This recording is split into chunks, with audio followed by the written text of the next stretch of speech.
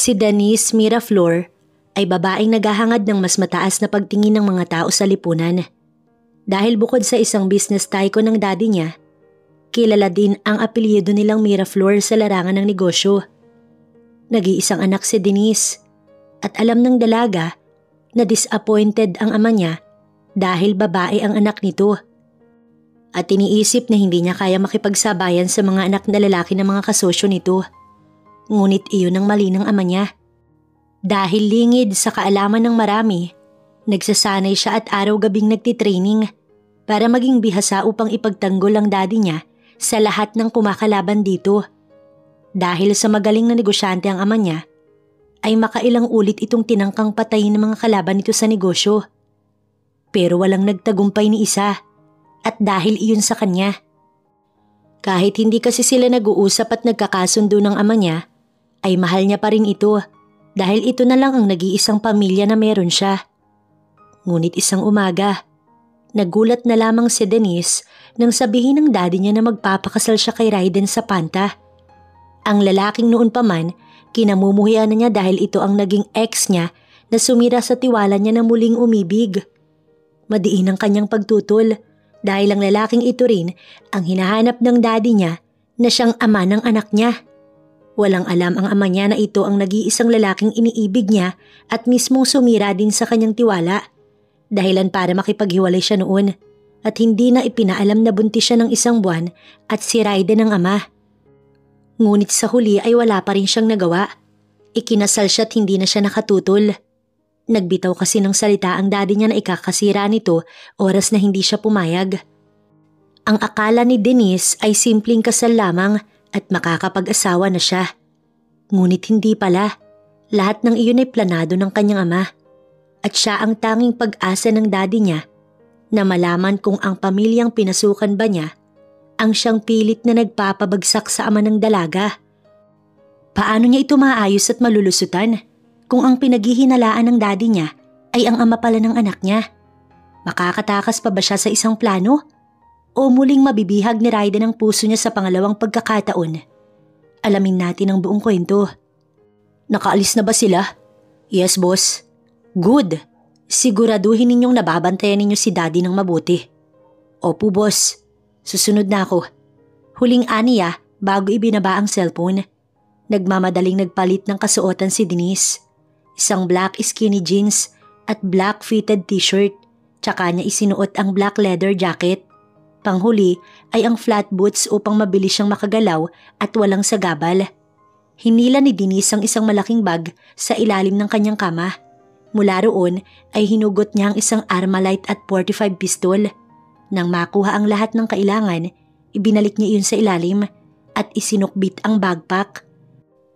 Kailangan niyang magmadali dahil ang daddy niya patungo ngayon sa event at sigurado siyang naroon ang nagtatangka sa buhay ng ama niya. 4 ang mga bodyguards ng ama niya.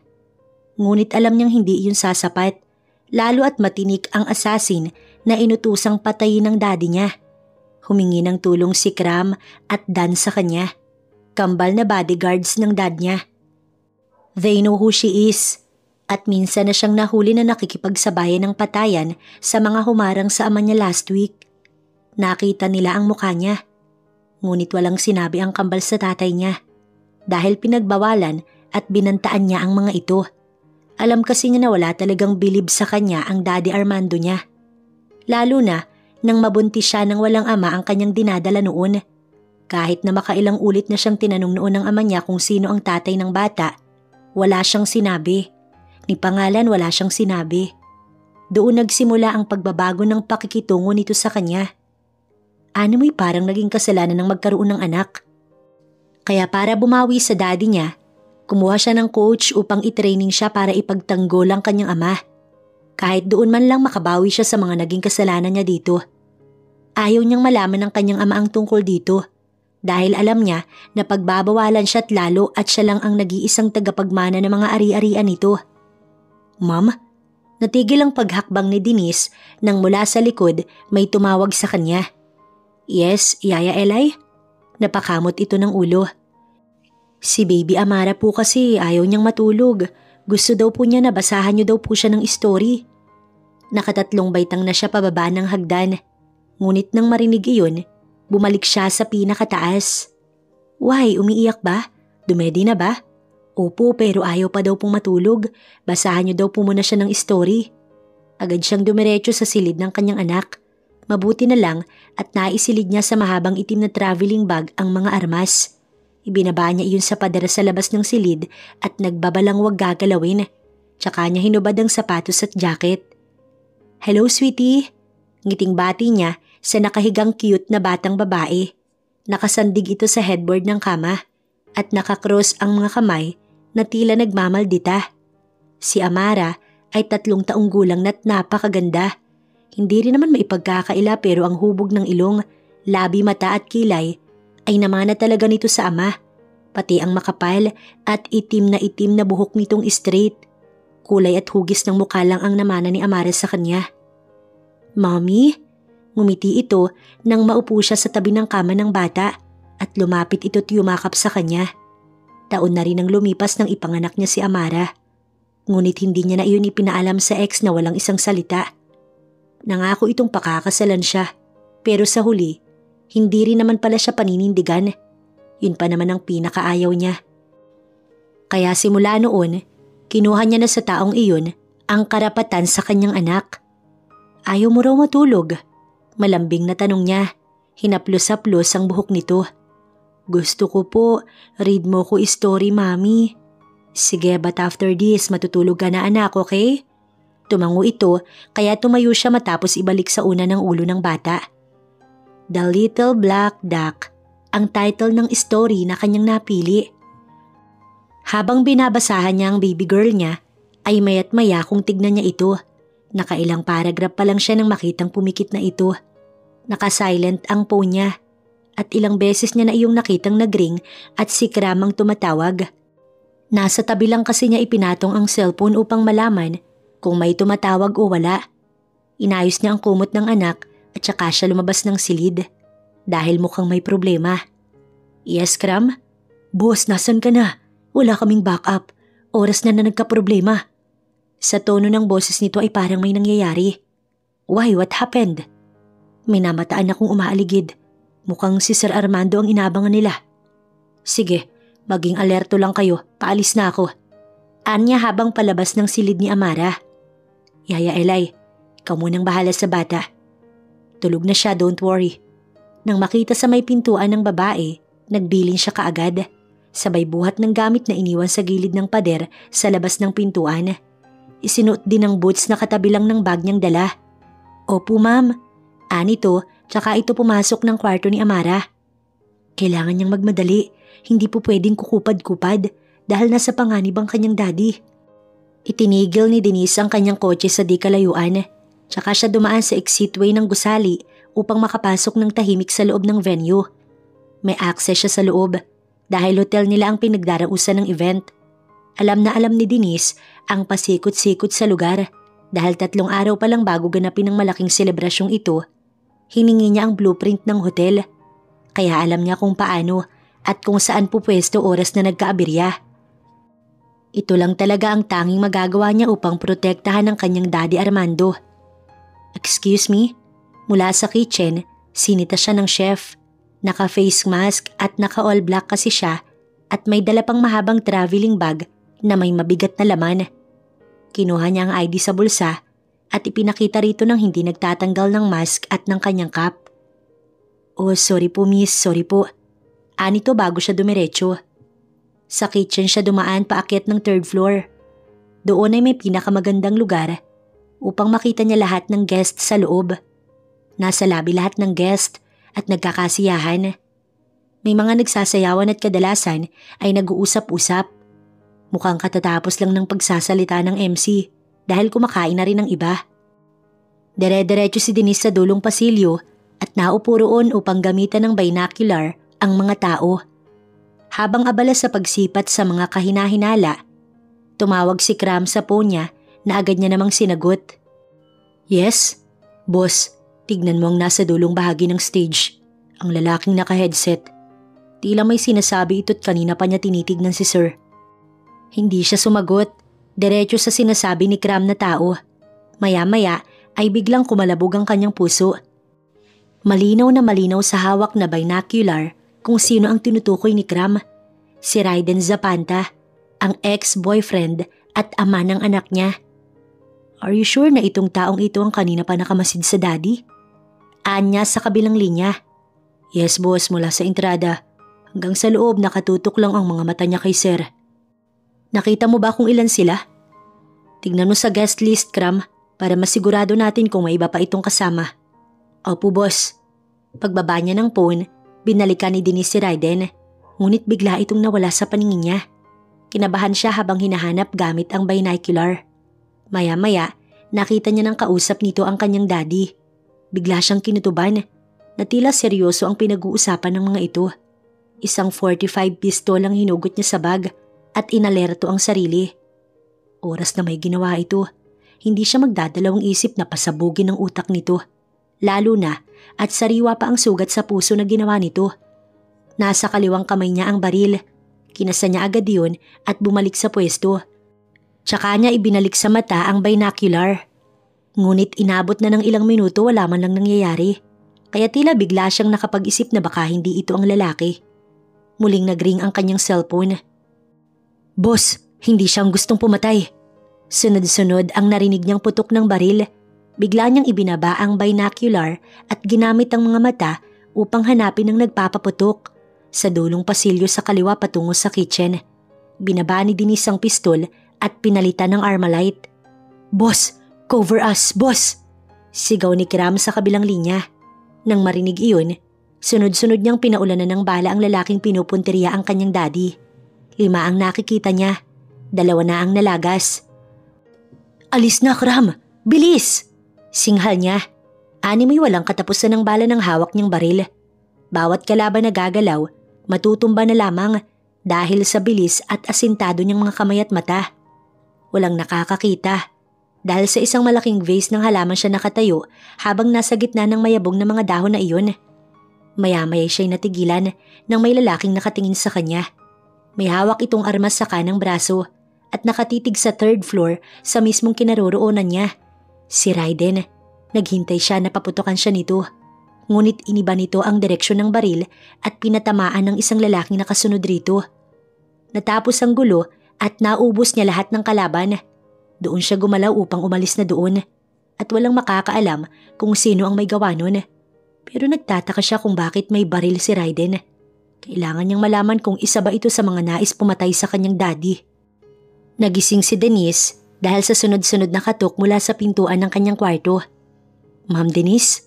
Pupungay-pungay siyang tumayo upang pagbuksan kung sino ang istorbong pumukaw sa masarap niyang tulog. Ma'am, breakfast is ready. Ani manang lusing. Mamaya naman ang inaantok pa ho ako.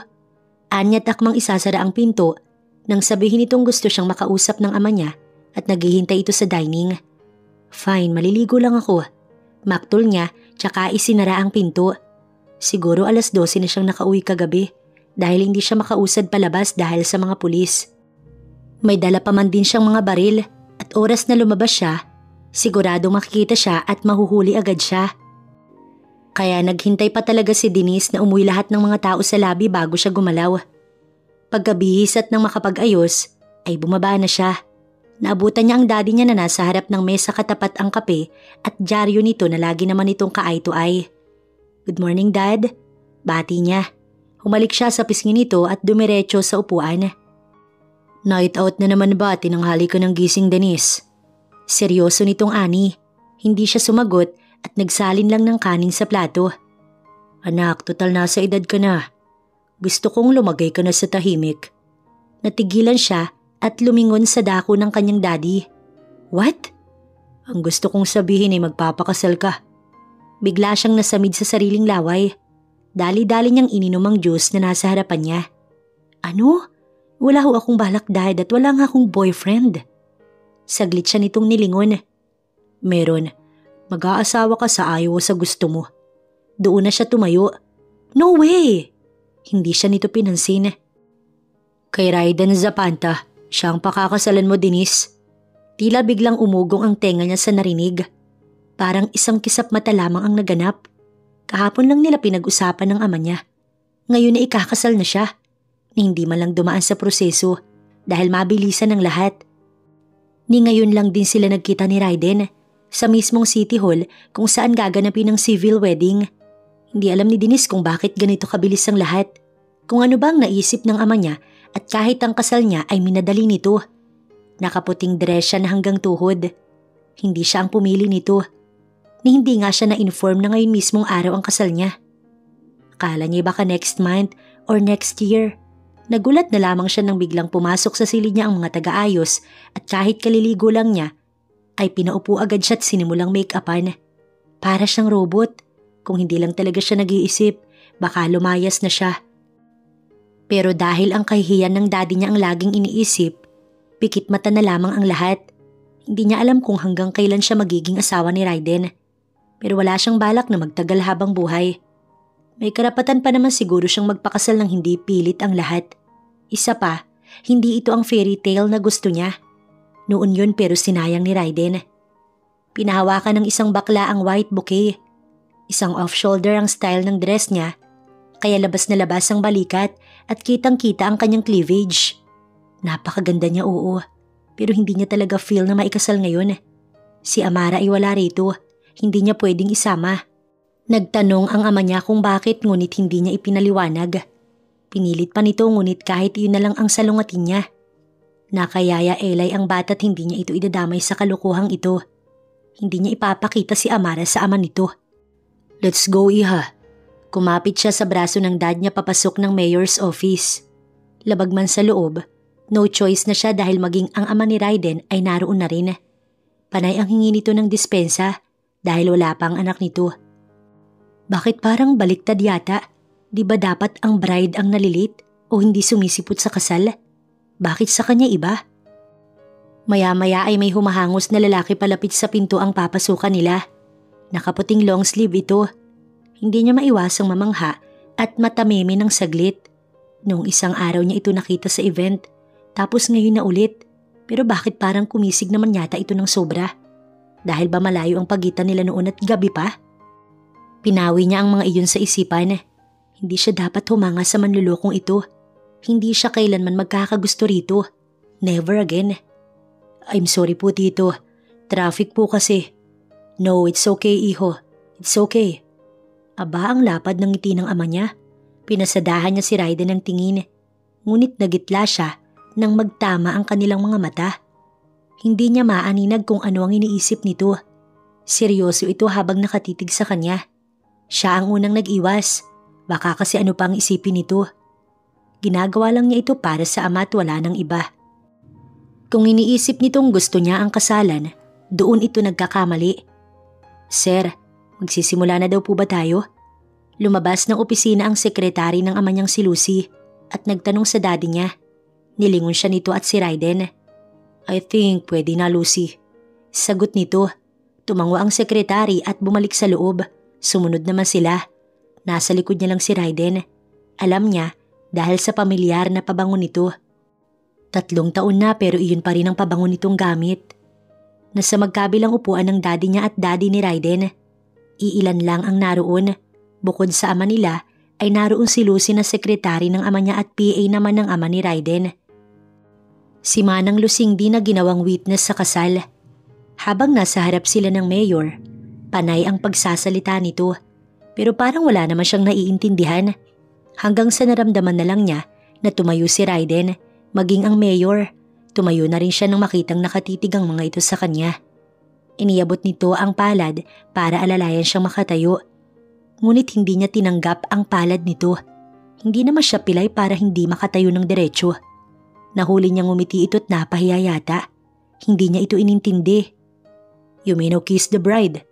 Tila nag-echo sa pandinig niya ang salitang yun at paulit-ulit na naririnig ang salitang kiss.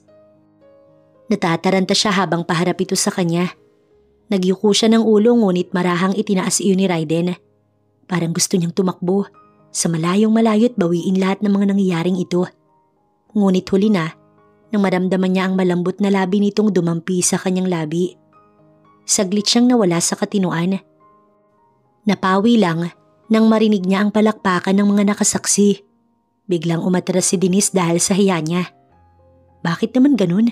Ang bilis naman yata niyang pumayag sa halik. Ano bang nangyayari? Di ba't isinumpa-sumpa niya pa ang taong ito? Pero bakit ngayon ay tila na hipnotismo siya sa ginawa nito? Hanggang paglabas ng City Hall ay iyon lang ang tumatakbo sa kanyang isipan. Nag-uusap pa ang mga ito ngunit nauna na siya. Kailangan niyang umiwas. Denise, sa kotse ka na ni Raiden sumabay. May sasakyan po ako, Dad, remember? Ipakukuha ko lang yan kay Pancho mamaya. Kung wala lang talaga ang mga tao, hindi talaga siya papayag. Buti na lang at may nakakakita dahil kung wala, aarangkada siyang mag-isa. Sa isang sikat na restaurant sila dumiretso. Hindi na nga siya kumain dahil wala talaga siyang ganat na kay Amara ang kanyang isipan. Paano na nga pala si Amara kung ganun? Paano niya itatago ang bata sa ama nito? Hindi pwedeng ipakilala niyang anak nito ang anak niya. Kaya nga niya hindi sinabi dahil sa kasinungalingan ni Raiden. Isa pa'y baka gaya lang din niya na napipilitan ito sa kasal. Hindi, wala siyang sasabihin kay Raiden. Hindi siya aamin. Ano to? Sinuswerte? Hindi ganun kadali ang naging pag-move on niya, kaya bahala na. Matapos ng tanghalian, umuwi muna siya sa kanila. Kahit gusto ng ama niyang sumama na siya agad kay Raiden. No way. Mabuti na lang din at pumayag ang lalaki sa nais niyang bukas na lamang sila muling magkita. Dad, ano ba talagang naisip mo at pinakasal mo ko ng ganun kabilis? Natigil ito sa paghakbang. Kakapasok lang nila ng mansyon. Ngunit saglit lang iyon at humakbang itong muli. Dad, ipaliwanag mo nga sa akin dahil hindi ko kayo naiintindihan. Muli niyang usal. Sinundan niya ito hanggang sa library nito. Paglapat ng pinto ay doon na ito nagsalita. Listen, Denise. Hindi ko sana ito gagawin. Pero kailangan kong malaman kung ang pamilya bang iyon ang nagtatangka sa buhay ko o hindi. Ngayon mo sa akin ipakita na kayang-kaya mong gawin ito, anak. Naguluhan siya.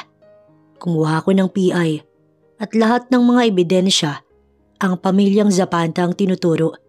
Kailangan ko makasiguro. Ang kasal ay magtatagal lang hanggang sa malaman mo ang totoo, Denise. Nagitla siya sa narinig. Are you sure, Dad? Kumunot ang noon nito. Sure about what?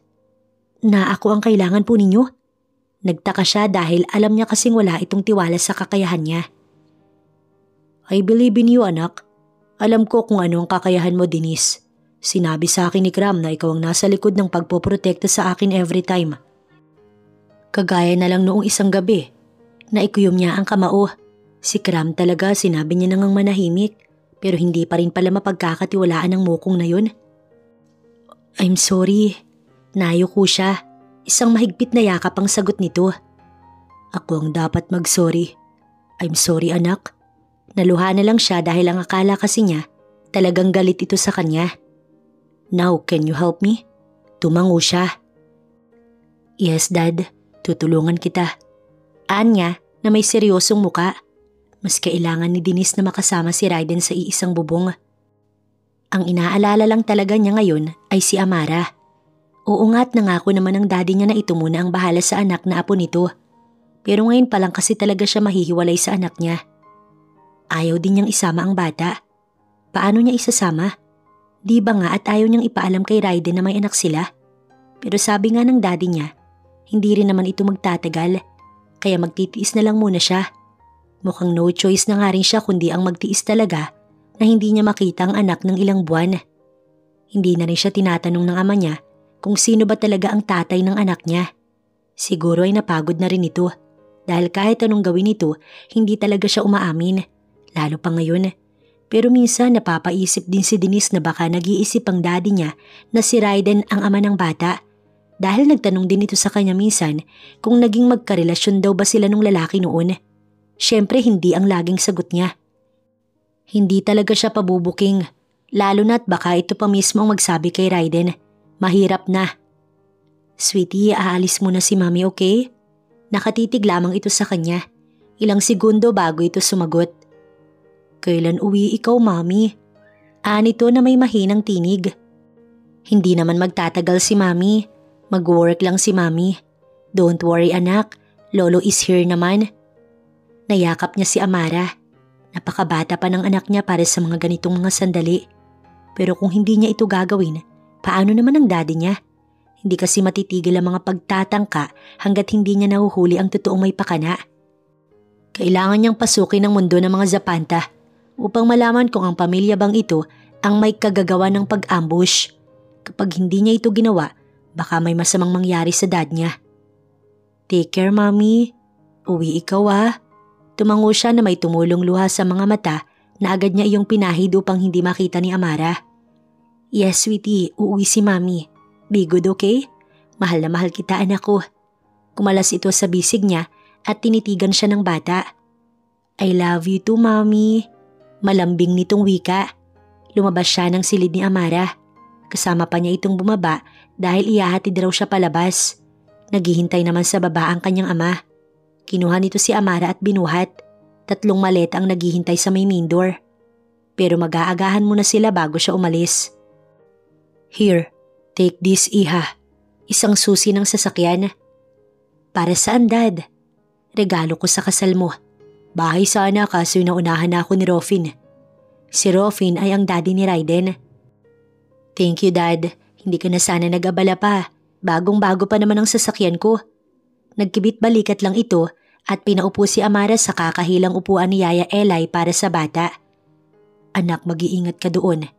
Mahina nitong ani. Of course, siya pa ba? Lagi naman siyang nag-iingat. Masayang nag-agahan ng pamilya ni Denise. Ito na kasi ang huling agahan nila dahil aalis siya pansamantala. Hindi rin sila nagbibitaw ng mga malalalim na salita dahil kay Amara. Sumabay din kasi ito ng breakfast sa kanilang mag-ama. Masarap ba, apo? Tanong ng daddy niya sa bata. Malapit mo nang maubos ang pangalawang pancake. Masarap siguro yan. Can I try it, apo? Biro nito. Gamit ang plastic na tinidor, tinusok ni Amara ang maliit na bahagi ng pancake at isinubo sa lolo. Natatawa namang umayaw ang dad niya. Alam niya na hindi pababayaan ng ama niya si Amara. Sigurado naman siya doon. Sadyang mamimiss lang talaga niya ang kakulitan at kakyutan ng kanyang baby. Habang abalang nagtatawanan ng pamilya sa dining, lumapit si Manang Lusing sa kanila. Mula ito sa labas. Ma'am, sir, nandyan na po ang asawa ni Ma'am Denise. Bigla siyang nasamid. Agad niyang hinablot ang baso na may lamang juice at halos maubos niya iyon. Tsaka siya tumayo ng biglaan. Ano ka mo, Manang? Gulat na gulat niyang usal. Nasa labas po si Sir Raiden. Si Amara agad ang kanyang tinignan. Kinakabahan siya. Tumayo ang dad niya matapos magpunas ng bibig. Maghanda ka na, anak. Mukhang narito si Raiden para sunduin ka. Hinintay niyang tumalikod ito bago siya gumalaw. Yaya, huwag mo munang ilalabas si Amara. Nahiintindihan mo?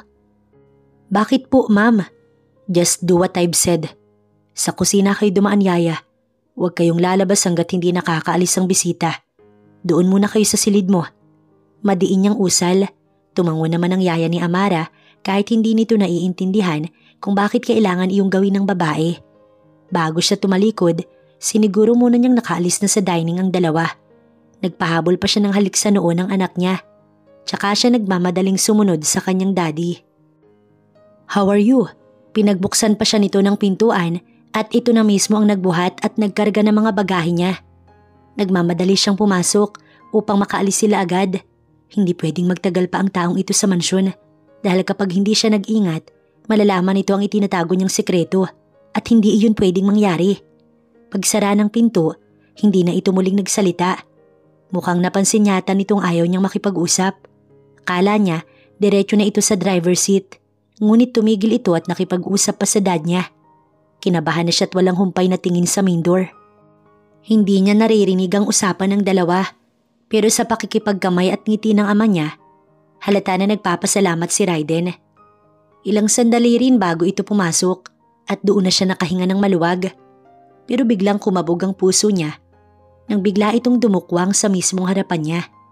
Sunod-sunod ang paglunok na ginawa niya na may namimilog na mga mata. Hindi niya alam kung ano ba ang susunod na reaksyon dahil dagundong ang kanyang puso. Amoy na amoy din ni Denise ang pabango nito. Mas kinabahan siya nang hindi ito nagalaw. Magsasalita na sana siya nang marinig niya ang pagtunog ng seatbelt sa kanyang gilid. Natamemi na lang siya dahil sa mga pumapasok sa kanyang isipan. Bakit pa kasi ngayon pa niya nakalimutang magkabit ng seatbelt gayong hindi niya naman nakakalimutan sa tuwing sasakay siya ng sasakyan. Tila siya ang nahiya sa sarili. Iniwas niya ang mga mata nang magtama ang kanilang mga paningin. Pag-usad ng kotse ni Raiden, ibinaba na rin niya ang tanaw. Inabala ang mga mata sa pagmamasid sa labas ng bintana ng sasakyan. Paraan na rin niya iyon upang ikalma ang patuloy na nagkakarambolang tibok ng kanyang puso. Here, may inabot itong 2 sobre. Walang imik na tinanggap niya iyon at binuksan. 2 tiket, trip to Italy, regalo daw ni Dad bukod sa bahay. Ibinalik niya iyon sa loob ng sobre. Hindi ko kailangan yan. Malamig niyang usal. Alam niyang tinignan siya nito. Hindi ibig sabihin na kasal na tayo. Maayos na ang lahat, Raiden. Hindi ganun yun. Alam mo rin kung bakit tayo nakasal. Anya't muling ibinalik sa labas ang tingin. Hindi niya makakalimutan ang kasalanan nito sa kanya. Ang akala niya oras na ibinigay niya ang kanyang sarili, pakakasalan na siya nito. Ngunit hindi. Nahuli niya itong may katawagan at Honey pa ang tawagan. Kaya naman pala dahil may iba itong girlfriend. How many times do I have to tell you that? Tumigil ka, wala na yun. Tapos na rin ang kabanatang iyon, Raiden. At ngayon isipin mo na lang na bago lang tayong magkakilala. Ayos lang kahit makipag-date ka. Ayos lang kahit makipagkita ka sa mga babae mo. Dahil ang kasal natin, business only. Huwag kang mag-alala, hindi ako mangingialam sa'yo. Usal niya upang ipaintindi dito na wala siyang pakialam sa taong ito. Hindi siya pumayag sa trip to Italy dahil para lang naman iyon sa totoong mag-asawa. Honeymoon package pa raw. Wala siyang interes dahil ang gusto lang niya ngayon ay makapagpahinga. Sa isang subdivision sa Quezon City sila dumiretso kung saan ang bahay na regalo raw ng ama nito. Kala niya simpleng bahay lang iyon. Ngunit ikinagulat niya nang makita ang napakalaking glass house. Mukhang alam ng daddy nito ang uri ng bahay na gusto niya. Halos salamin ng buong 2nd floor. Pati ang salay kitang-kita mula sa labas. Namamangha siya habang palapit. Napakaganda ng landscape at mga hardin. Milyon ang presyo nun at nagustuhan talaga niya. Pati ang interior design ay nagustuhan din niya. Did you like it? Sandali lang niya itong nilingon at tumuloy na sa pintuan. Walang reaksyon siyang pinakita. Dahil yun naman talaga ang gusto niya, ang maging malamig rito. Pero hindi niya maipagkakaila na humahanga talaga siya sa tangkad, kisig at sa matipuno nitong katawan. Mas naging gwapo pa nga ito kaysa noong sila pa. Pero ano bang pakailam niya? Wala na ang noon dahil narito lang sila ngayon upang alamin kung ang tao bang ito ay isa sa nais magpapatay sa kanyang ama. Magandang umaga po, sir, Ma'am Denise. Pagpasok ng main door ay may sumalubong na babae. May edad na ito at halatang halata na rin ang katandaan. Siya si Manang Helen. Dahil wala pang kasambahay para rito, hiniram ko muna siya kay Dad. Hello, Manang. Binati niya ngunit ikinagulat niya nang yakapin siya nito. Nagkatinginan sila ni Raiden. Napakaganda mo pala, Ma'am. Anito nang bumitaw ito sa kanya. Nahihiya siyang nagpasalamat. Si Manang Helen ay dati raw yaya ni Raiden at magtatatlong dekada na rin daw itong nagkakatulong sa mga Zapanta. Ibig sabihin, kilala na nito ang pamilyang iyon. May ideya agad na pumasok sa kanyang isipan. Pinili ni Denise na magsarili ng silid. Hindi siya kailanman tatabi kay Raiden. Pinili naman niya ang guest room kahit sinabi ni Raiden na sa master's bedroom na siya. Pinili niya ang silid na ang baba ay swimming pool at may katapat na malaking puno dahil magagamit niya iyon oras na may nangyaring hindi maganda. Lahat ng gamit ay dala niya. Mga armas ay isiniksik niya sa ilalim ng kanyang maleta. Nang mailabas lahat ng yun ay ipinasok niya sa kahon sa ilalim ng kama. Hindi siya pwedeng makampante dahil wala siyang kakampi oras na nagkagulo. Tanging mga baril lamang na ito ang tagapagtanggol niya. Ngunit magsisimula na ang buhay niya bilang Denise Miraflor Zapanta. Katatapos lamang niya mag-ayos ng mga gamit nang makarinig siya ng katok mula sa labas ng nakasarado niyang silid. Inakala niyang si Manang kaya inayos niya lahat ng mga natirang gamit bago tinungo ang pinto. Chinek ulit niya kung may mga gamit pang naiwan sa ibabaw ng kama. Wala na siyang nakita kaya binuksan niya na ang pinto.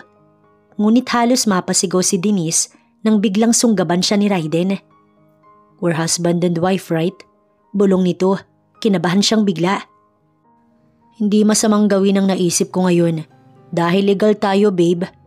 Nagtayuan ang mga buhok niya sa buong katawan nang siilin siya nito ng halik. Kasabay ng pagtulak nito ng pinto gamit ang paa. Tsaka siya ipinangko. Raiden! Ngunit hindi na nasundan ang salita niya nang angkinin nitong muli ang kanyang labi. Animoy nabugbog ang buong katawan ni Denise pagbangon sa kama. Idamay na rin namang hita niya na parang puro pasa dahil ang sakit sa tuwing igagalaw niya. Para tuloy siyang pinagsamantalahan ng 10 lalaki dahil sa kanyang kalagayan. Kahit masakit ang katawan, pinilit ni Denise na tumayo para maligo. Baka sa paraang iyon, maibsan ang nananakit niyang katawan. Wala na si Raiden paggising niya. Nag-iisa na lamang siya't kumot ang tanging tumatapi sa katawan niya. Nagkalat din at nagkapunit-punit ang blouse niya maging ang undies dahil sa ginawa nito. Nagtataka nga lamang si Denise na kaya niyang makipagpatayan pero hindi niya kayang labanan ng malalakas na braso ni Raiden. Animoy sanay na sanay ito sa mabibigat at malalakas na kalaban na lahat ng gawin niyang pagpupumiglas at panlalaban walang nagawa sa lalaki. Yun na nga rin siguro ang dahilan kaya parang binugbog ang katawan niya. Sa sobrang puwersang inilabas niya, sa huli ay natalo naman siya. Aminin o sa hindi, sa huli ay hinayaan na lamang talaga niya. Siguro napagod na rin siya dahil kahit kasi anong gawin niya, sobrang lakas nito. Mga 20 minutos siguro siyang nagbabad sa bathtub nang may maligamgam na tubig. Nakatulong iyon upang mabawasan ang pananakit ng pagitan at ng buo niyang katawan. Paglabas ni Denise ay tsaka lang niya binuksan ang floor to ceiling curtain. Dapit hapon na pala, ilang oras pala siyang nakatulog, kaya pala nakaramdam na siya ng pagkalam ng sikmura dahil hindi pa siya kumakain ng tanghalian. Matapos magbihis ay lumabas na siya. Ngayon pa lang siya nakalabas simula nang pumasok siya ng kanilang silid. Magandang hapon po, ma'am. Pupuntahan na po sana kita para gisingin. Ani manang Helen, tila nahiya naman siya. Para kasing alam nito kung bakit siya napagod. Hindi na siya nagsalita para iwasan ang mga iniisip nito. Si Raiden ho, hindi niya mahagilap sa paligid ng lalaki kaya nagtanong siya. Si Sir po, nasa library po siguro niya ma'am. Hindi naman po siya umalis. Hindi na siya muli pang nagtanong at sumunod na lamang kay Manang sa kusina. Ano po bang gusto ninyong kainin ma'am? Nagluluto pa lang ho kasi ako ng hapunan. Dumiretso ito sa niluluto at iyon ay binuksan. Siya naman ay nagbukas ng two-door fridge para maghanap ng makakain. Chocolate cake at juice agad ang kanyang nakita. Paborito niya kasi ang chocolate kaya hindi na siya nag-isip pa. Nagkusa na siyang paghandaan ng sarili dahil hindi kasi siya sanay na may naghahanda para sa kanya. Kaya pala yan ang pinabili ni Sir. Nang makita siya ni Manang ay nagsalita ito ng nakangiti. Kumunot ang noo niya dahil hindi niya naintindihan kung ano ang tinutukoy nito. Nabingi na rin siguro siya dahil sa gutom. Nakatu-slice siya ng chocolate cake bago inubos ang isang baso ng pineapple juice. Maya-maya, tumalikod si Manang matapos magtimpla ng kaping puro. Kanino po yan, Manang? Naitanong niya. Para ho ito kay Sir. Nakalimutan kong nagpapatimpla pala si Sir ng kape. Pilit itong umiti. Hindi alam ni Denise kung anong sumayad sa isip niya at siya ang nagpresintang maghatid ng kape ni Raiden. Sige po ma'am, tsak matutuwa ho yun. Ngumiti na lang siya ng pilit kahit ang totoo, hindi siya sigurado kung tama ba ang gagawin niya o hindi. Para kasing hindi niya pa kayang harapin si Raiden, lalo na't nag-uumapaw ang galit niya rito dahil sa ginawa nito kanina. Pero siguro kahit sumabog siya sa galit, tatawanan lang siya nito't sasabihang magsampa ng kaso. Ganun kasi ang taong yun. Inayos niya ang suot na dress na hanggang sakong. Naka-flat sandal lang siya kaya hindi matunog sa tuwing itatapak sa sahig ang kanyang paa. Kakatok na sana si Denise nang hindi pa nga naglalapat ang mga kamay niya sa pinto ay kusa iyong bumukas. Inayos niyo ba? Siguraduhin ninyong maayos ang trabaho ninyo. Good. Kayo munang bahala sa lahat. Leave ako in a week kaya wag ninyo akong iistorbohin. Bantayan niyong mabuti at ayokong may makalusot sa mga paningin ninyo. Napalunok siya ng sunod-sunod. Sino kaya ang tinutukoy nito at anong bantayan? Hindi kaya daddy niya ang tinutukoy nito? Kumatok siya. Doon lang tumigil ang pagsasalita ni Raiden. Come in. Nang marinig niya yon, hudyat upang siya ay pumasok.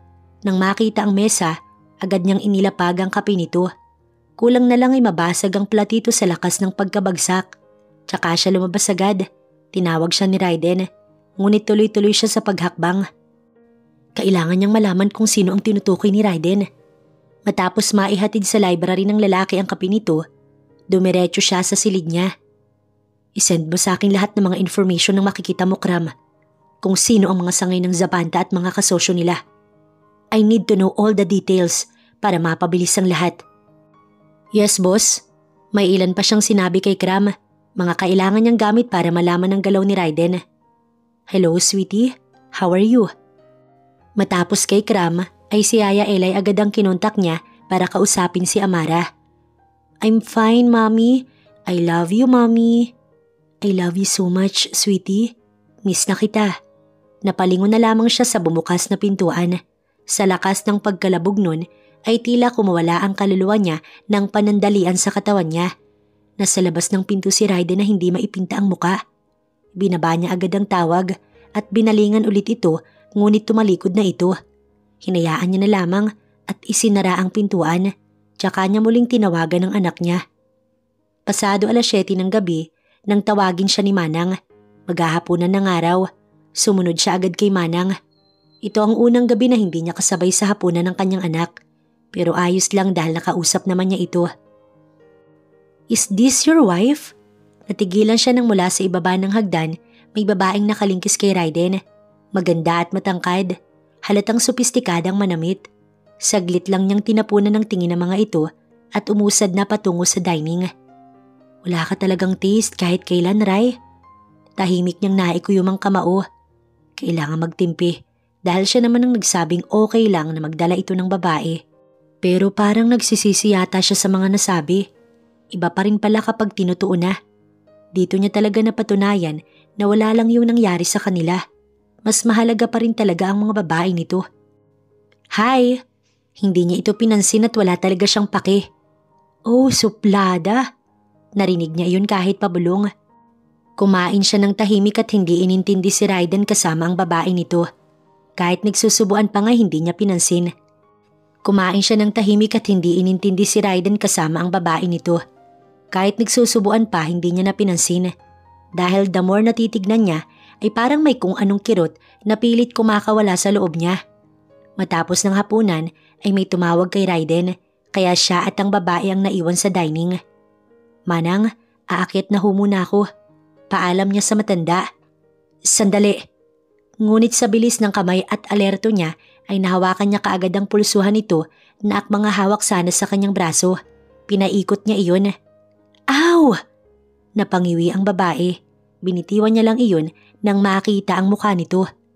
"Ano bang problema mo?" Singhal nito. "Bakit hindi mo itanong sa sarili mo?" Bulong niya rito bago niya ito tinalikuran.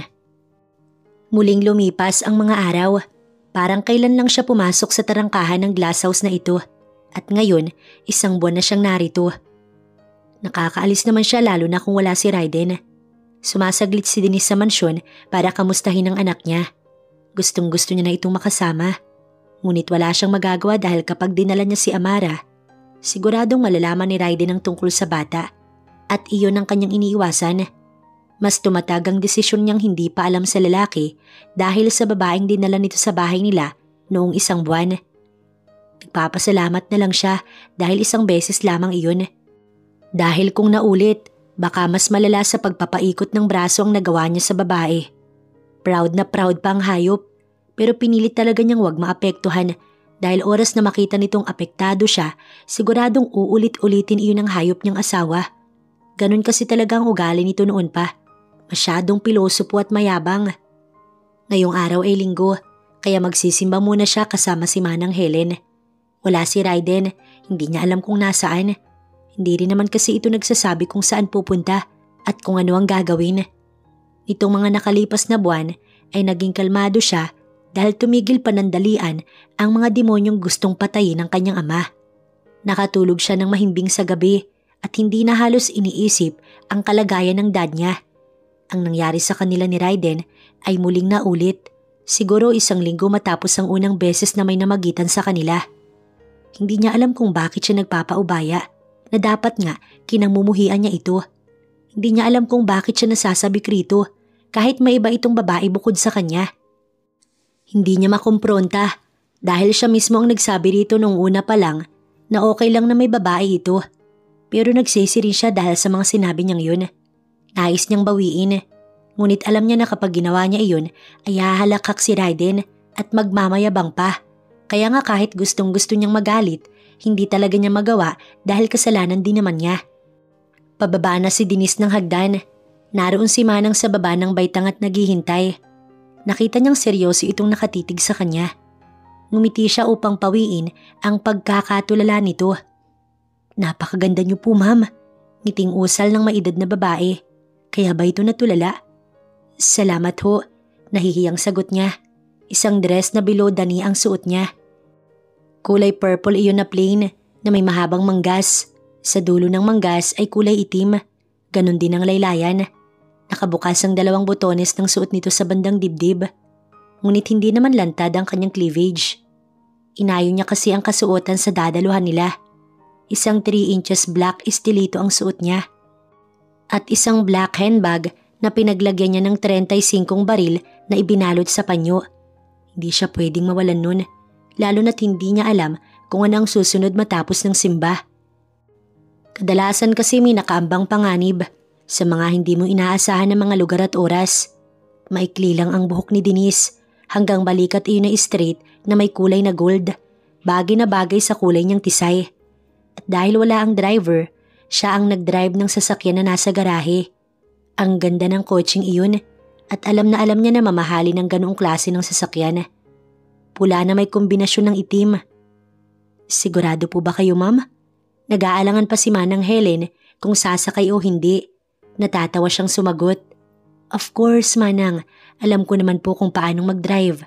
Practice makes perfect. Biro nito sa dulo. Nakita niyang nag-sign of the cross ang matanda kaya natawa ulit siya. May nervyos yata ito sa mga sasakyan. Wala siyang sariling sasakyan dahil naiwan sa mansyon. Kaya pansamantala, ito muna ang kanyang gagamitin. Hindi naman siguro ikagagalit ni Raiden kung hihiramin niya ito saglit. Diyos ko po! Bigla niyang pinaandar at napahawak sa dibdib si Manang. Sa ugong ng kotse halatang wala pang gasgas. Maaga pa ang 7:15 para maghabol. 8 a.m. pa naman ang misa kaya hindi siya nagmadali. Tumunog ang kanyang cellphone. Tinignan niya iyon habang ang isang kamay nakahawak sa steering wheel. Tinatahak na nila ang EDSA. Si Kram, sa ilang linggo ngayon na ulit lang ito tumawag. Isinuksok niya ang wireless headset sa kaliwang tenga, tsaka niya sinagot ang tawag. Boss, back up! Sigaw nito. Natigilan siya sa sunod-sunod na putok ng baril. Pinasadahan niya si Manang Helen. Nakatanaw ito sa labas ng bintana ng sasakyan. Where are you? Anya, kalmado lang ang boses niya kahit kinakabahan na. Nasa simbahan kami, kasama si Sir Arman at si Amara. Doon na sumikdo ang kanyang puso nang marinig ang sigaw ng kanyang anak mula sa kabilang linya. Napamura siya, bago'y binaba ang tawag. Tsaka niya pinaharurot ang sasakyan. Hindi niya na inintindi ang kasamang matanda na takot sa sobrang bilis ng kanyang pagpapatakbo. Ma'am, ano po ang nangyayari? Sigaw ni Manang Helen kay Denise nang tumigil sila sa tapat ng simbahan. Ngunit wala nang oras ang babae upang sagutin ang tanong nito. Yuko, Manang! Sigaw niya sa matanda. Tumalima naman ito agad. Wag ho kayong lalabas. Muli niyang usal bago itinali sa kalahating muka ang panyo na balot ng kanyang baril. Magsisilbi iyong face mask upang hindi siya agad mamukaan. Ma'am, sandali! Imuko ka lang, Manang. Huwag kang lalabas. Muli niyang sambit tsaka niya ibinaba ang handbag matapos sugutin mula roon ng baril. Kitang-kita ni Denise ang mga taong nagtatakbuhan mula sa loob ng simbahan. Sigawan at naguunahang makaalis upang hindi madamay sa nangyayari. Pilit siyang nakihalo sa mga taong naroon upang hanapin ang kanyang anak at ang kanyang ama. Patuloy ang alingaw-ngaw na mga bala ng baril. Maya-maya, nahagip ng mga mata niya si Kram at 3 pa sa mga tauhan ng kanyang daddy. Nasa gilid ng simbahan habang pilit inilalayo ang kanyang pamilya. Inasinta ni Denise ang lalaki nagpapaulan ng bala sa dako roon. Pasimple siyang gumilid sa may halaman at isang tira ang pinakawalan niya.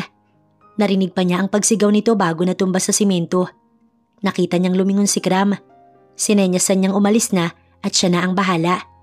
Ngunit hindi inaasahan ni Denise ang sunod na nangyari. "Mami! Apo!" Sa lakas ng sigaw ng anak niya, sinabayan pa iyon ng pagkawala ng bata sa kamay ng ama niya. Tumakbo si Amara sa gitna ng kaguluhan, ni hindi na paghandaan ng mga tauhan ng mga iyon. Sumunod ang daddy niya at hinabol si Amara. Bigla siyang naalerto't napasigaw, "Cover them!" At sunod-sunod na kinalabit ang gatilyo na hawak niyang baril. Hinabol niya si Amara. Binuhat niya ito at itinakbo patungo sa likod ng puno katabi ng halamanan. "Faster, Dad!" Sigaw ang tanging nagawa niya, lalo na nang maubusan siya ng bala. Ilan lang kasi ang laman ng 35 hawak niya. "Mami!" Hiyaw ng bata. Umiiyak ito at patuloy na tumutulo ang mga luha. Pinunasan niya ngunit hindi mapoknat ang mga mata niya sa amang palapit sa kanya. Ngunit bigla na lamang siyang nagitla nang makita ng dalawang mga mata niyang tinamaan ito ng bala. "Daddy!" Napalingon si Kram. "Si Sir Arman, buhatin niyo!" Isa sa mga tauhan ng ama niya ang sumunod habang ang iba natira at patuloy pa rin sa pakikipagbakbakan. No, Dad! Hey, Dad!"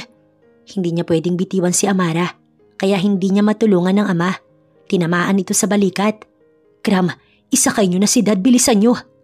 Tumayo siya at paubos na rin ang kalaban. Ngunit may mga alingaw-ngaw pa rin siyang naririnig. Sa bilis ng mga pangyayari, hindi niya alam kung ano ang isusunod. Kung hindi pa umiyak si Amara, hindi pa siya magigising sa pagkakatulala niya. "Ako na." Singhal niya nang maipasok sa sasakyan ng kanyang ama. Pinaupo niya si Amara at pinaandar ang kotse ng dad niya. Mabuti na lamang at malapit lang ang sasakyan nito sa punong pinagtataguan nila. Nakagalaw siya agad habang back up niya si Kram. Sa huli ay pinaharurot niya ang kotseng iyon. Ngunit habang palabas ng highway, natamaan ng mga mata niya si Raiden.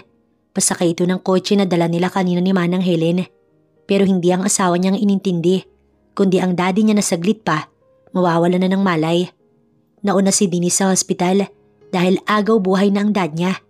Marami na ring nawalang dugo rito, kaya halos hindi na siya mapakali habang isinasakay sa stretcher ang ama niya. Nakasunod sila ni Amara. Hawak niya ang bata sa kamay nito at lakad-takbo ang ginagawa nila para masundan ng kanyang ama.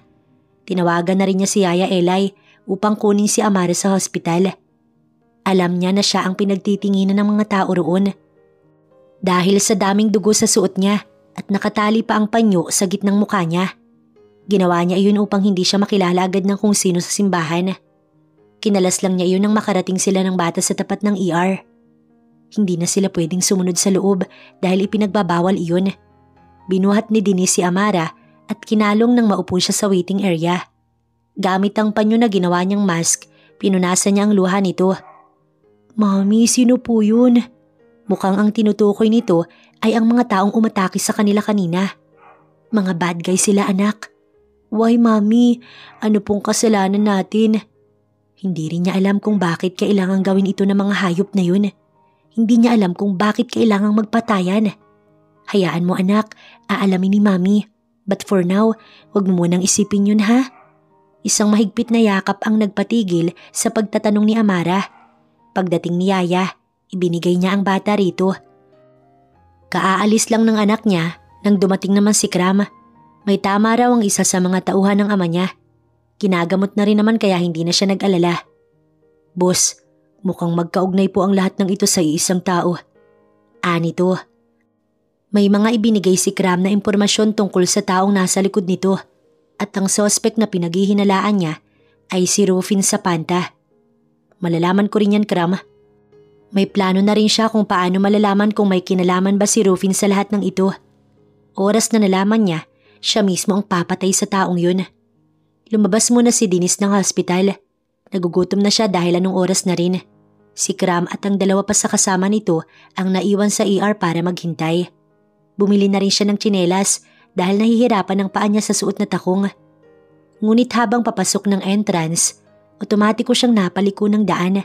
Nakita niya kasi si Raiden at may kasama itong babae. Ano naman ang kakayahan ng babaeng yun? Hindi nga makabasag pinggan. Narinig niyang usal ng kasama nito. "Shut up, can you?" Si Manang Helen ang nagsabi. Sinasabi ko sa'yo, hindi siya yon. Lumingkis ang babae sa braso nito.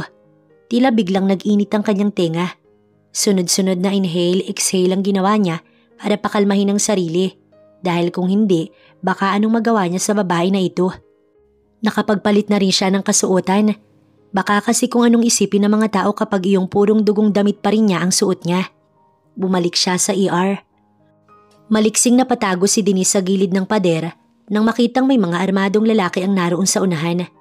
Nakaluhod si Nakram at nakatutok sa mga sintido ng mga ito ang hawak na mga baril ng kalaban. Pilit na binubuksan ang pinto sa pagkalampag nun. Naikuyom niya ang kamao. Paano siya kikilos? Wala siyang armas dahil naiwan niya sa kotse ang baril niya. Ngunit wala din naman iyong bala.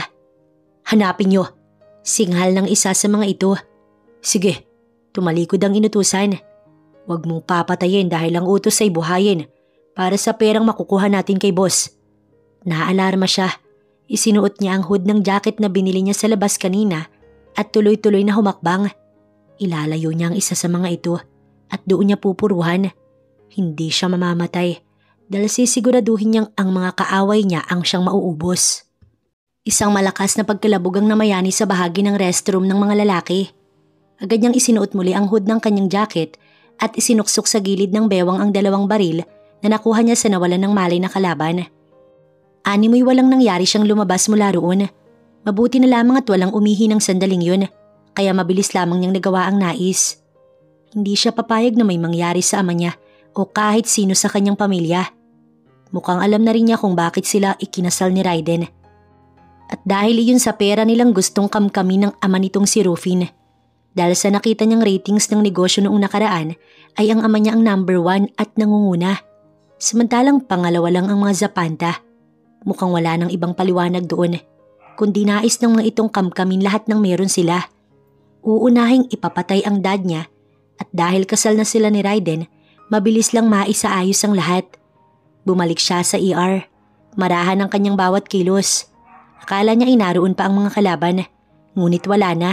Si Kram ay wala rin. Sinilip ni Denise ang ER. Mukhang wala naman doon ang mga taong yun. Kinuha niya ang cellphone at tinawagan si Kram. Ngunit hindi ito sumasagot. Nakailang dial na si Denise nang natigil iyon dahil dumating si Raiden. Wala na ang kasama nitong babae.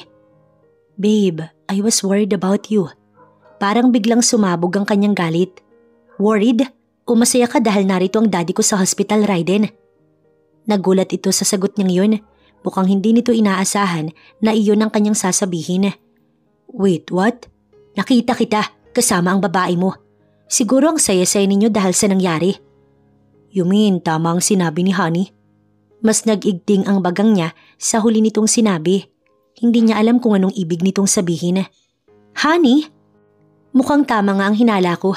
Pumayag ka sa kasal para makuha ninyo ng daddy mo ang lahat ng yaman naming hayop ka. Wala na siyang magagawa. Napagod na siya sa pagtatago. Biglang inilabas ni Denise ang baril at itinutok iyon sa kanyang asawa. Hey wife, please listen first, okay? Ikaw ang makinig sa akin. Alam ko, Raiden. Alam ko na ang lahat. Kaya wag mo binibilog ang isip ko. Pumayag ka sa kasal dahil malaki ang makukuha ninyo matapos ninyong patay ng daddy ko. Walang yaka. Gumalaw ito upang sana lumapit. Isang hakbang pa. Raiden, hindi ako magdadalawang isip na iputok ang baril na to. Sa galit niya ngayon sa taong ito sa ama nito, kayang-kaya niyang pumatay anumang oras. Raiden! Dumating bigla ang babae nito at tinutukan din siya ng baril. Try it homewrecker at nang dumiretso ka sa morgue ngayon mismo. Hindi siya natatakot. Wala na siyang ganun ngayon.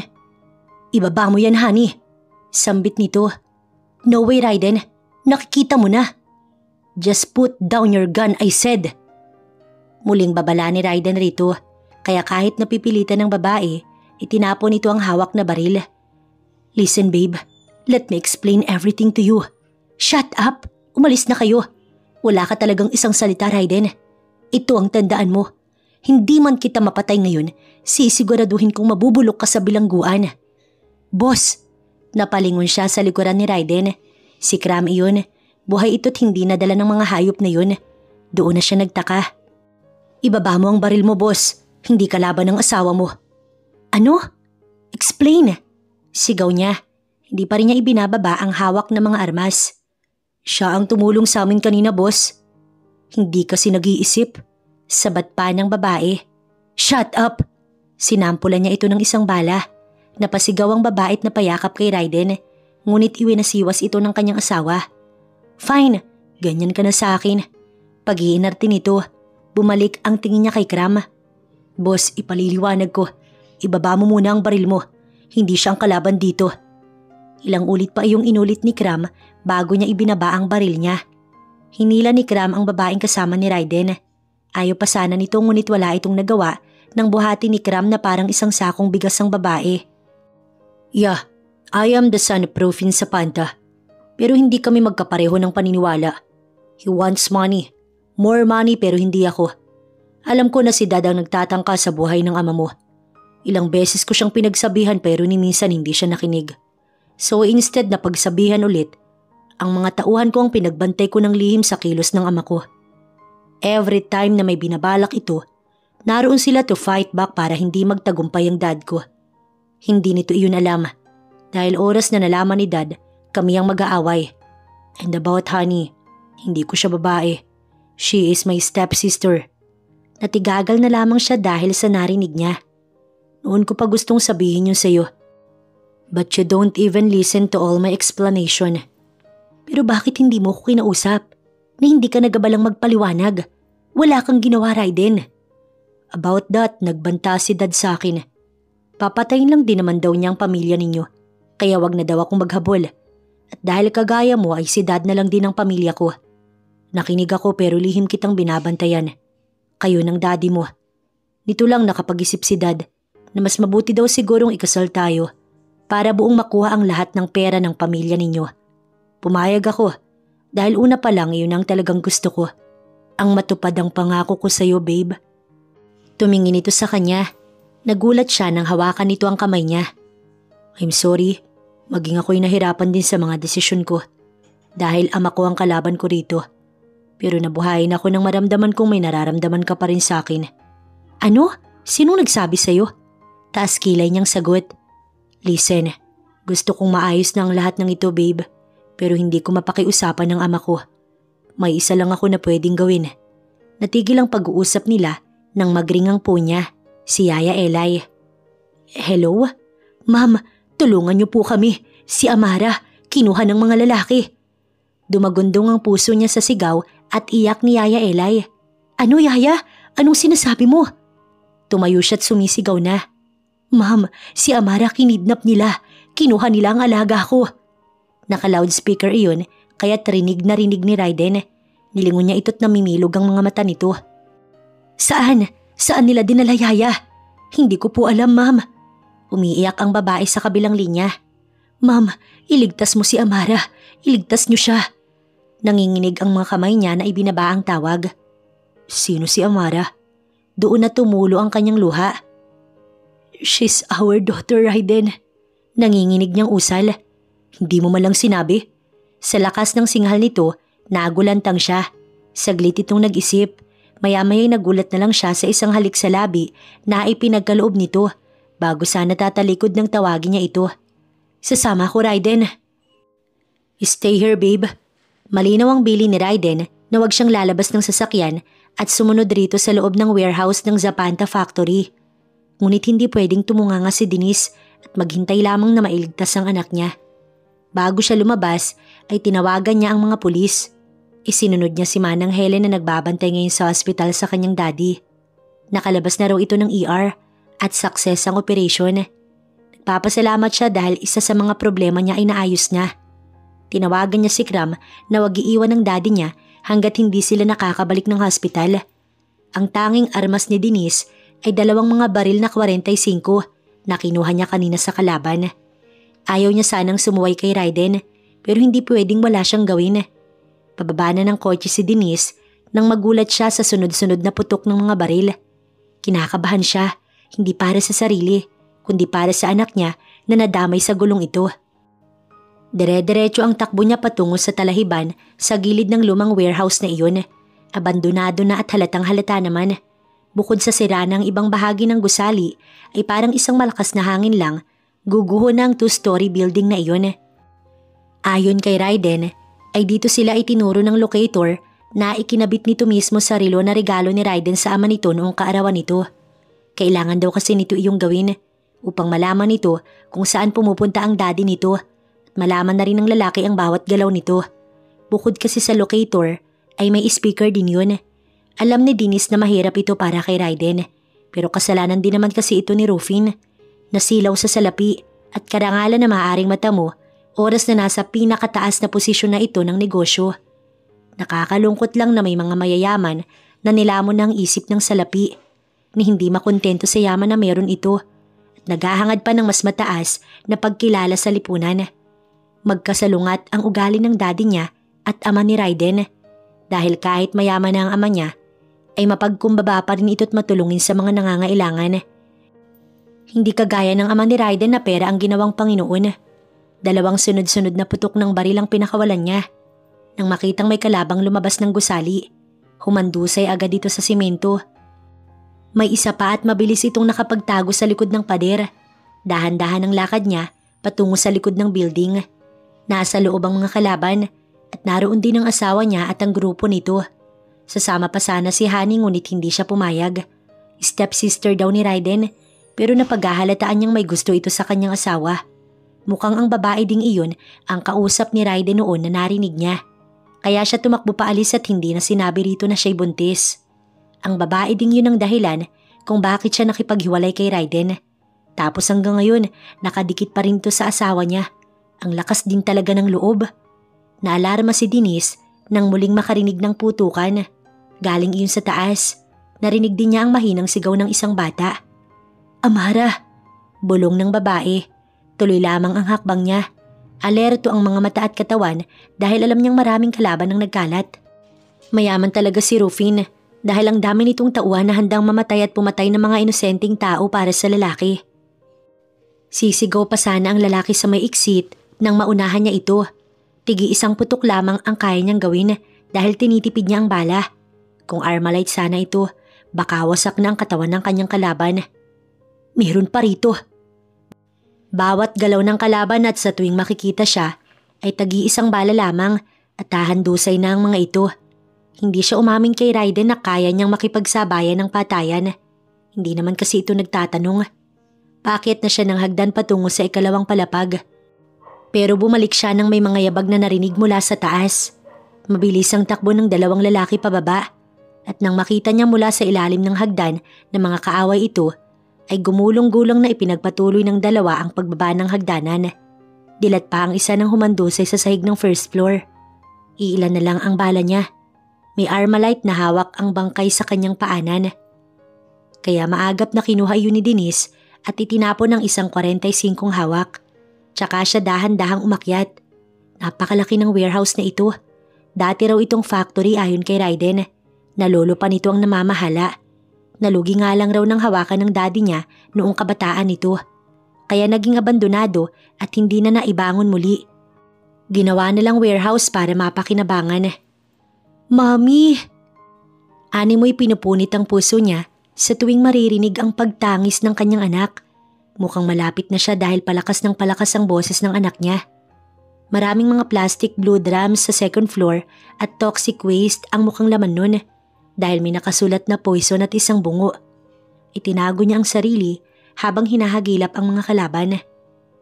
"Kumakampi ka sa mga kalaban, Raiden. Akala ko ba'y tayo ang magkakampi rito?" Rinig na rinig niya ang sigaw na iyon ni Rufin. Mas lumapit siya. 3 plastic drums ang dinaanan niya upang makita ang mga nag-uusap. 5 ang tauhan sa panig ng daddy nito at sa panig ni Raiden, 2 na lang ang tauhan. Hawak ng isa sa kasama ni Rufin ang anak niya. Hila nito sa braso at nakatutok sa sintido ng kanyang anak ang baril ng lalaking iyon. "Listen, Dad. Anak ko ang batang yan. Apo mo! Apo mo, Daddy!" Sigaw ni Raiden. Gustong tumulo ng mga luha niya pero parang hindi iyon makalabas dahil sa nararamdamang galit. "No way. Wala akong apo at wala kang anak. Sinabi ko na sa'yo noon, Raiden, na huwag kang madadala sa kagandahan ng anak ni Arman. Pero anong ginawa mo, Raiden? Sinunod kita. Buong buhay ko ikaw ang sinunod ko dahil ikaw na lang ang pamilya ko simula nang mawala si Mami. Dapat lang dahil ako ang humubog sa'yo. Pero ngayon sumasalungat ka. Gayong para rin naman sa atin ang lahat ng ginagawa ko, Raiden. Dad, please, huwag kang bata. Huwag kang anak ko. Pwede naman natin itong pag-usapan. Isang malakas na halakhak ang pinakawalan nito. Makukuha mo lang ang batang ito oras na napatay mo na ang Armando Miraflor na yon. Nagulantang na lamang si Denise dahil sa nais nitong mangyari. Ang anak mo, Raiden, o buhay ni Arman? Mamili ka! Sigaw ng may edad na lalaki. Lumingon si Raiden sa mga kasama. Kita niya ang kakaibang titig na iyon. Pero nang lumihis ang tingin nito, nakita siya mula sa malayo. Gulat ang biglang sumilay sa mukha nito. Tumango siya. Hindi niya alam kung naiintindihan siya nito. Pero nang ituro niya ang mga lalaki sa harapan ng mga ito, ay tila nakuha naman ni Raiden ang nais niyang ipahiwatig. Okay, Dad. Susundin ko na ang gusto niyo. Nang marinig niya iyon, doon na siya nagsimulang gumalaw upang lumapit sa pwesto ng mga kalaban. Kailangan niyang ibuwis ang buhay kung kinakailangan para sa mahal niyang anak. Denise! Sa lakas ng sigaw ni Raiden, kahit may tama siya, nagawa pa rin niyang makatama ng tatlong mga kalaban. Ang natitira ay mga tauhan na ni Raiden ang umubos. Napapangiwi siya ng makapaang gilid ng may tama na bala. Natamaan pa kasi siya ni Rufin bago ito nahulog mula sa second floor patungo sa simento sa baba ng gusali. Sigaw at iyak ni Amara ang sumunod sa mga putok ng baril. Isa-isang naubos sa mga kalaban nang tumayo siya kanina hawak ang Armalite. At dahil mababa lang si Amara, sa itaas niya pinatamaan ng mga ito. Matapos niyang sumigaw na yumuko ang anak niya. Masunurin si Amara, kaya nang sumigaw siya, agad na sumunod ito sa kanyang nais. Ni hindi na tinunghayan ni Raiden ang amang nahulog sa building dahil matapos nitong kunin si Amara na panay pa rin ng iyak, siya agad ang dinamaya nito. Come on babe, kaya mo yan. Be strong, dadalhin kita sa hospital. Napangiti siya nang mahawakan ng mukha ng anak niya. Mommy! I'm fine, sweetie. Okay lang si Mommy. Hinalikan ni Raiden ang bata bago nito inabot si Amara sa tauhan nito. Tsaka siya binuhat at mabilis na ibinaba ng gusali. Kararating lang ng mga pulis nang makalabas sila, kung saan tapos na tsaka pa lang dumating ang mga ito. Help us, please. May sugat ang asawa ko. May isang ambulansya at 3 nurse. Agad siyang inalalayan pahiga sa loob ng sasakyan. First aid lang ang inilapat at kailangan talaga niyang madala sa hospital. Kahit paalis na ang ambulansya, humabol pa rin si Raiden upang kunin si Amara para maisama ito ng lalaki. Ang mga tauhan ni Raiden ang naiwan doon at unang kinuhanan ng statement.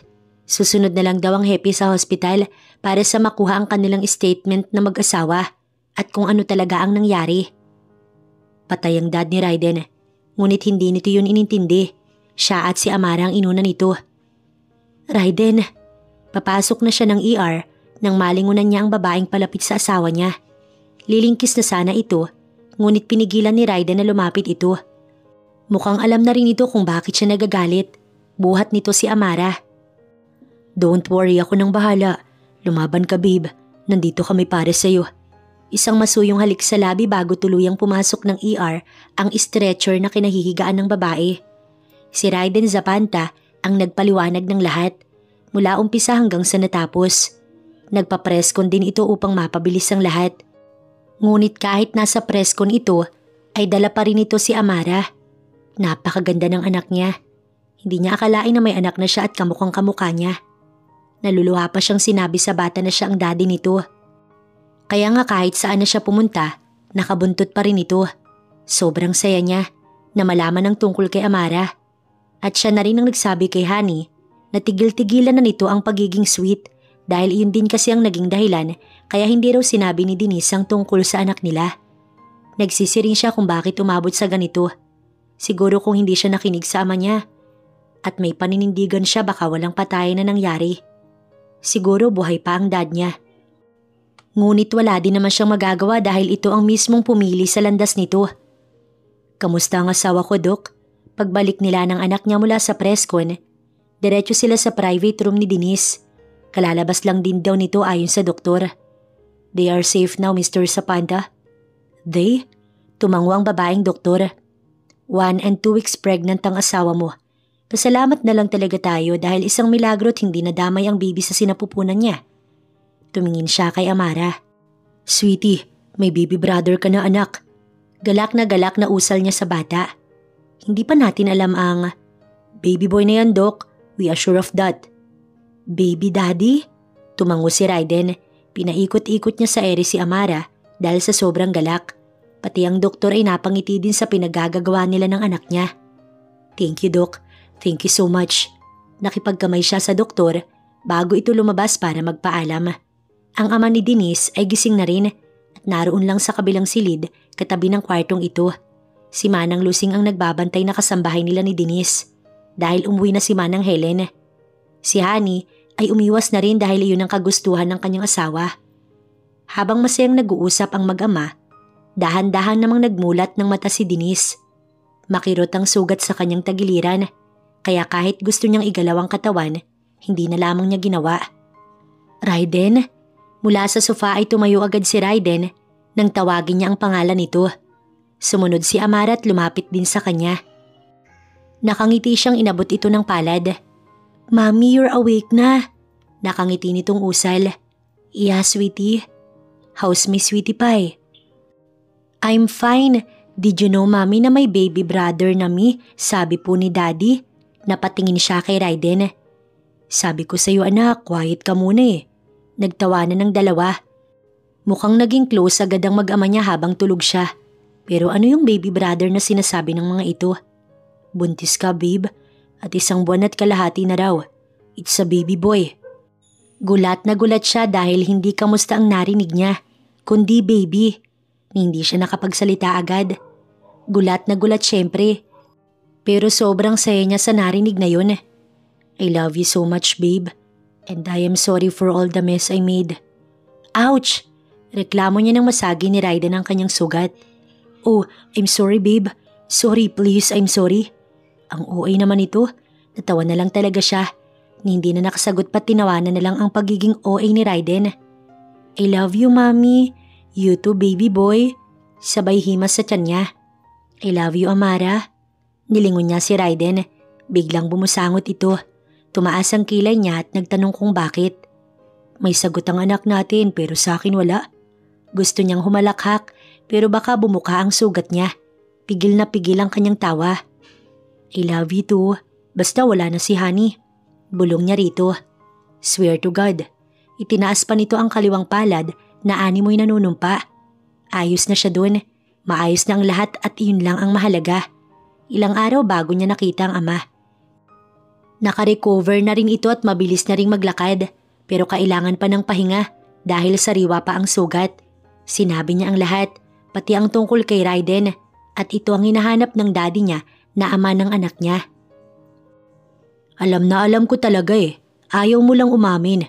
Halatang halata naman anak. Pero pinanindigan mo talaga ang kalukuhan mo, Denise. Natawa siya dahil nagyayabang pa ito.